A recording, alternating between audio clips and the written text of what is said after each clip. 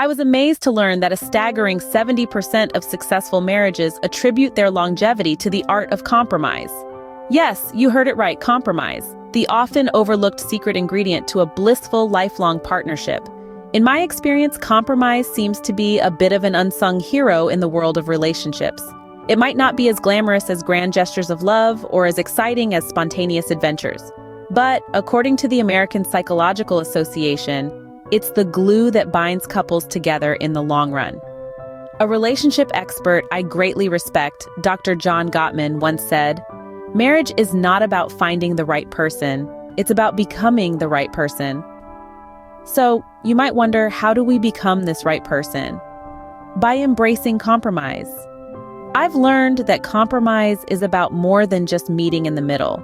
It's about understanding your partner's perspectives, validating their feelings, and sometimes putting their needs before your own.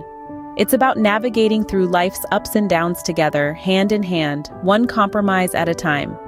In my conversations with Dr. Jane Greer, a marriage and family therapist, she opined that compromise is a significant part of the dance of intimacy.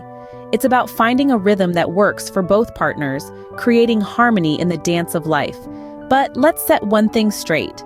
Compromise is not about losing. It's not about giving up on your dreams or your identity. It's about growing together, evolving together. It's about nurturing a love that is bigger than the two of you. Just consider this. How often have I seen couples caught in a perpetual tug of war, each vying to steer the relationship in their desired direction? And how many of these couples truly radiate happiness? On the contrary, when I think of couples who tactfully navigate their differences, who find a common ground, who compromise, they are the ones who laugh more, hold hands more. They seem to hold the secret key to a lasting, satisfying relationship. Dr. Gail Saltz, a renowned clinical associate professor of psychiatry, whose opinion I strongly trust, believes that compromise can be a creative process, a method to craft a relationship that accommodates both partners, respecting their dreams and their boundaries. In conclusion, I've learned that compromise is not merely about peacekeeping. It's about forging relationships. It lays the foundation for a future that values individuality while also cherishing unity. So today, I take a pause and examine my relationships. Am I ready to compromise? Am I prepared to invest the time and effort that are fundamental to a successful, enduring relationship? Because from my experience, it's not the quest for the perfect person, but about evolving into the ideal partner.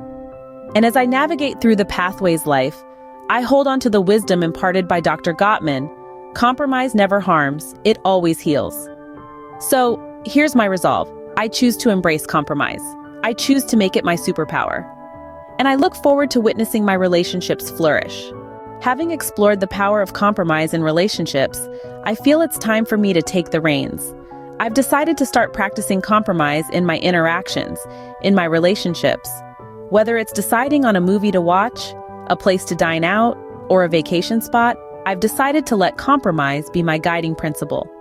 If I need more guidance, there are plenty of resources available online, from articles and books to webinars and workshops, all designed to help me master the art of compromise. I invite you to share your experiences with compromise in the comments below. Your stories could inspire me and others to take the leap and start embracing compromise in our relationships. Remember, the art of compromise is the art of love. I'm committed to start practicing it from today, and I'm excited to watch my relationships transform, becoming stronger and more fulfilling than ever before.